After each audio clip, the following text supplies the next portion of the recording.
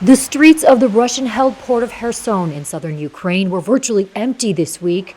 Shops and businesses shuttered, with a few final people evacuating, boarding ferries with suitcases and beloved pets in hand.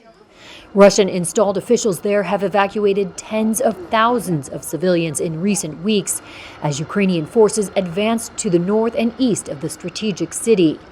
And on Tuesday, Russia expanded the order, telling residents to leave a much larger region of Ukraine along the eastern bank of the Dnieper River.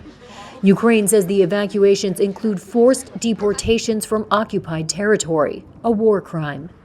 But Russia, which claims to have annexed the area, says it is taking civilians to safety because of the risk Ukraine might use unconventional weapons. In a post on Telegram, Vladimir Saldo, the Russian-backed head of the region, told people they are in danger.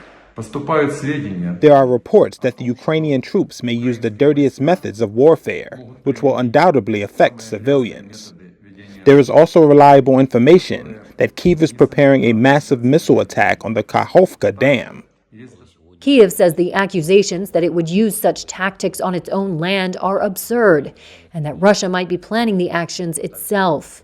Some in the area, like this shopkeeper, have refused to flee. Why should I leave my ancestral house? My ancestors lived here. My great-grandfather, my grandfather, they built this house with their own hands.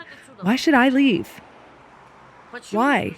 Please tell me. What for? The region has become one of the most consequential front lines of the war, with thousands of Russian troops staged in the area. Ukraine's advance has slowed in recent days, with commanders citing wet and cold weather and tougher terrain. Russia fired a huge volley of missiles at Ukrainian cities on Monday in what Putin called retaliation for an attack on Russia's Black Sea fleet over the weekend. Ukraine said it shot most of those missiles down, but some had hit power stations, knocking out electricity and water supplies. U.S. State Department spokesman Ned Price on Tuesday condemned the attacks. With temperatures dropping, these Russian attacks aimed at exacerbating human suffering are particularly heinous. As Ukraine works to restore water and power to its citizens, the United States remains committed to the victory of a sovereign and independent Ukraine, and we are working to deliver air defense systems so Ukraine can continue to repel these attacks. Just north of Kherson, Russia fired 4 missiles into the Ukrainian port city of Mykolaiv overnight, demolishing half an apartment building. Reuters saw rescue workers recover the body of an elderly woman from the rubble.